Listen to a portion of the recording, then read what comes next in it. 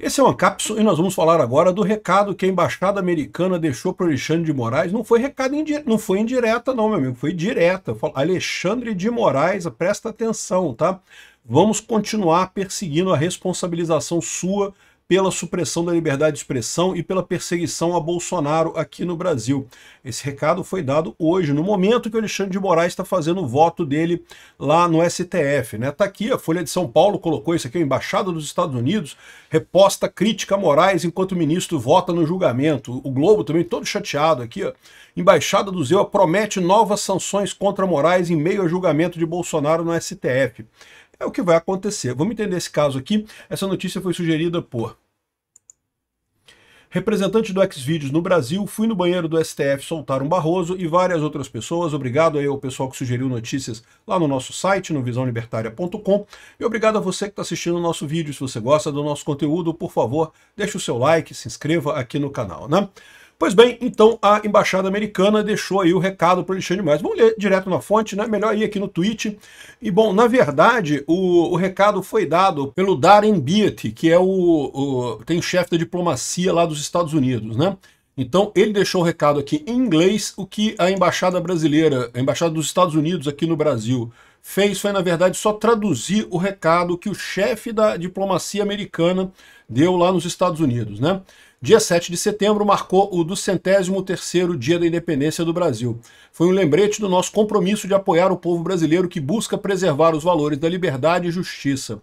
Para o ministro Alexandre de Moraes e os indivíduos cujos abusos de autoridade têm minado essas liberdades fundamentais, continuaremos a tomar as medidas cabíveis.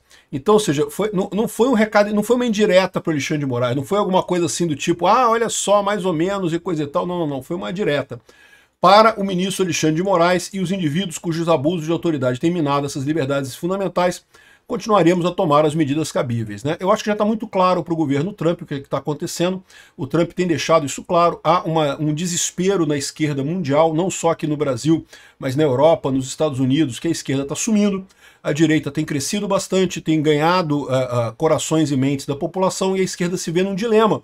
Ela não consegue mais ganhar a eleição. Como é que vai fazer agora, né? Eles viveram, se construíram com a ideia de um Estado grande que controla todo mundo, e agora não conseguem mais ganhar no voto, né? E daí, lá nos Estados Unidos, eles tentaram a mesma coisa, tentaram responsabilizar o Trump, prender o Trump, não sei o que lá, mas lá nos Estados Unidos a justiça ainda é justiça, né? Não conseguiram isso. Aqui no Brasil eles estão querendo fazer o exemplo, querem fazer o Brasil de cobaia, para certamente, né, condenando o Bolsonaro aqui, vão tentar usar o mesmo esquema lá na Europa, né? Ah, não, o Macron, sem problema nenhum, é só prender todo mundo que fosse o adversário político, acusa de golpe e prende todo mundo, né?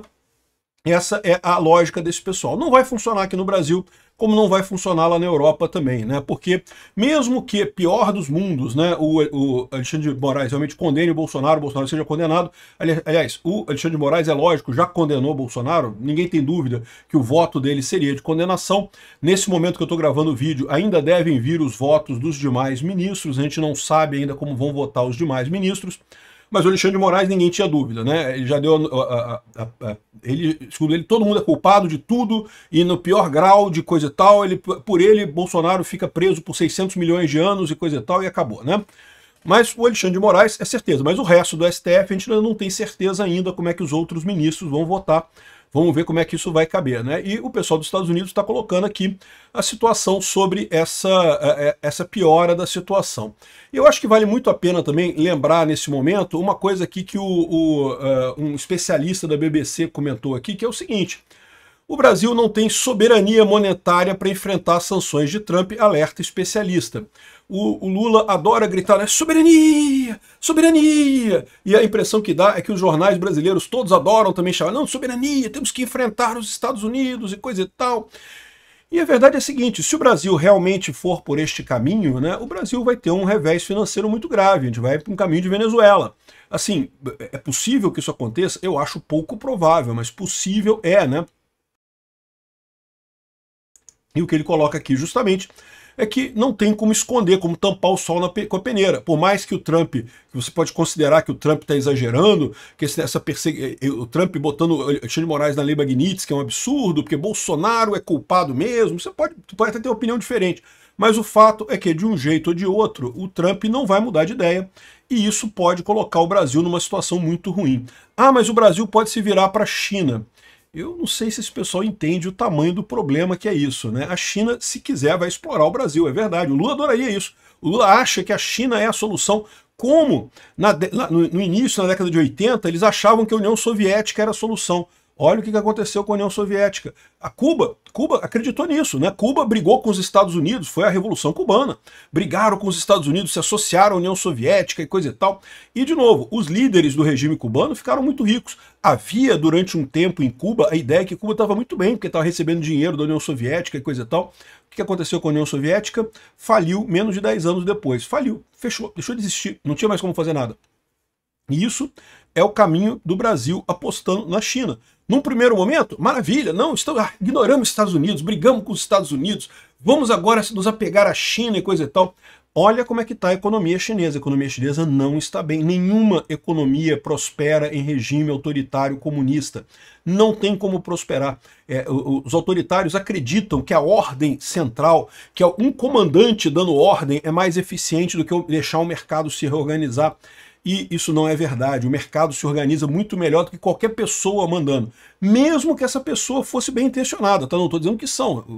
Os chineses, tal como os brasileiros, tal como os cubanos, sempre o dono do regime, né, sempre pensa muito mais nele do que no povo em si. Não é à toa que o Maduro é multimilionário, que o Hugo Chávez é multimilionário, que o Raul Castro, os Castro lá em Cuba são multimilionários, né?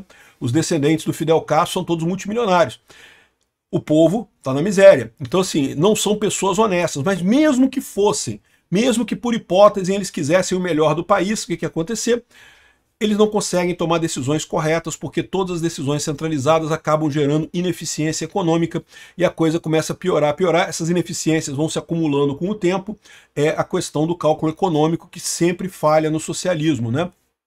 E essa é a situação que a gente está. A gente está num dilema. Agora, mais uma vez, o Brasil doido para ir para o lado errado, querendo ir para o lado da União Soviética, tal como lá em 64 queria fazer a mesma coisa, né? Queria ir para o lado dos soviéticos e coisa e tal. Felizmente não aconteceu isso. Agora queremos ir para o lado da China. Mais uma vez vamos ter problemas se seguirmos nesse caminho. Eu acho que não vamos seguir, tá? Eu acho que o pessoal lá em Brasília já percebeu, já há uma movimentação política muito forte pela anistia, para anular essa coisa toda. Agora, o Alexandre de Moraes vai para a história realmente como o cara que destruiu a democracia brasileira.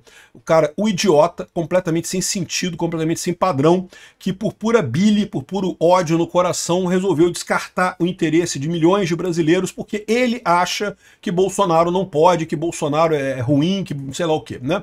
O Alexandre de Moraes está aí chateado, está achando que está conseguindo a vingança dele contra Bolsonaro. Vocês lembram que quando Bolsonaro era presidente, muito mais poderoso que o Alexandre de Moraes, Bolsonaro brigou com o Alexandre de Moraes, é verdade, criticou ele várias vezes, mas em momento algum fez nada contra o Alexandre de Moraes. Agora que Bolsonaro não tem mais poder e o Alexandre de Moraes tem, ele está se vingando do Bolsonaro. Ah, você me xingou? Você falou que eu era ruim, que eu era feio? Agora eu vou te destruir agora.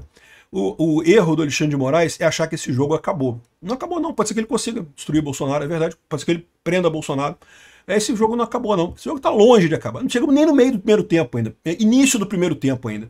Esse jogo ainda vai muito longe, Alexandre de Moraes. E você vai perder no final. Vai perder porque todo ditador de merda perde. Obrigado por assistir o vídeo até o final.